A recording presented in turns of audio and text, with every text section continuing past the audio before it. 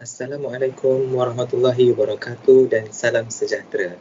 Apa khabar semua? Hari ini kami akan membentangkan tugasan 1 SPPPT Modul 5.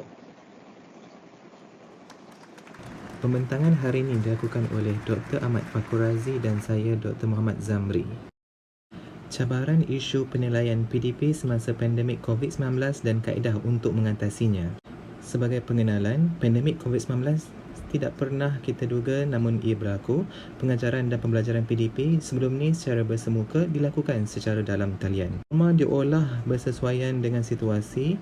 Pembelajaran menggunakan kaedah penilaian berterusan. Tiada lagi peperiksaan bersemuka secara dalam talian. Ia amat mencabar bagi kami. Mari kita lihat cabaran pertama. Dr. Fakurazi, silakan. Terima kasih kepada Dr. Zamri di atas mukadimah yang diberikan.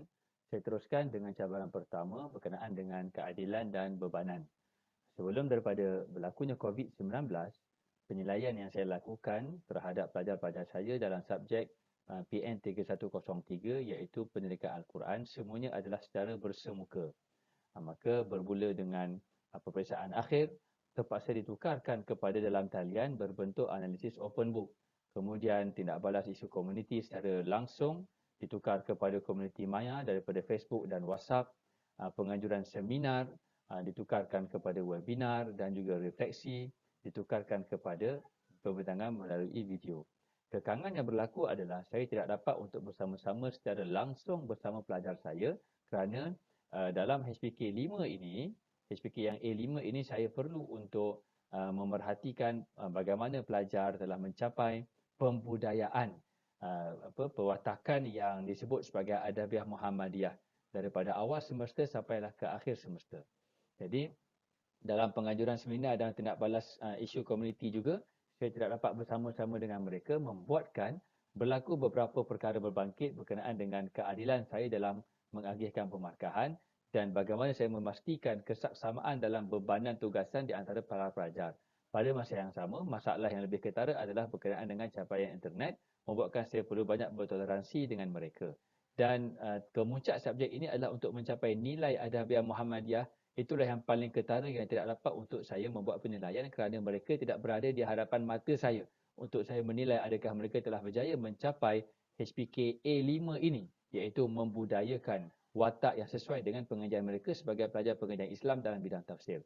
Justru tindakan yang saya lakukan adalah saya perlu lebih memperhalusi maklum balas daripada pelajar dan para pensyarah berkenaan dengan apa yang telah saya lakukan ini dan rubrik juga perlu untuk saya kemaskinikan supaya dapat menangani isu keadilan dan kesaksamaan dalam agihan bebanan tugasan. Dan perkara-perkara lain yang perlu untuk saya perhatikan adalah kesesuaian aktiviti-aktiviti dengan keadaan-keadaan yang pelajar sedang alami kerana COVID-19 ini adalah suatu isu yang kita jangkakan mungkin akan berlaku dalam tempoh setahun lagi yang akan datang. Itu saja dan kita teruskan dengan cabaran yang kedua daripada Dr. Zamri pula. Cabaran kedua berkaitan etika dan disiplin pelajar. Cabaran isu penilaian PDP semasa pandemik. Sebelum ini, para pelajar diuji dengan ujian, tugasan bertulis dan pembentangan. Semuanya secara bersemuka. Terkesan daripada COVID-19, pentaksiran pelajar dilakukan secara online. Masalahnya, ada pelajar yang meniru, cuba meniru dan berkata-kata semasa ujian. Cara mengatasinya, kaedah pemantauan dilakukan. Para pelajar memaparkan wajah mereka secara langsung menerusi paparan video dan audio. Kaedah ini sangat berkesan dilakukan. Terima kasih kepada Dr. Zamri di atas pembentangan beliau. Jadi sebagai kesimpulannya, proses PDP itu juga penilaian terhadap PDP harus sentiasa diperhalusi sesuai dengan suasana yang dihadapi.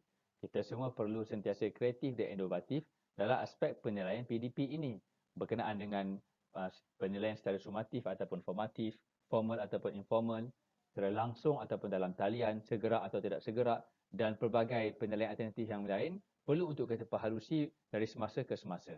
Pada masa yang sama, kita harus memanfaatkan aplikasi dalam talian dalam pelaksanaan penilaian PDP.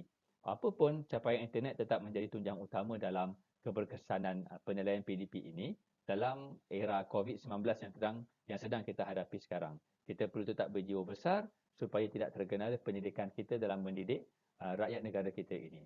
Sekian, terima kasih. Assalamualaikum.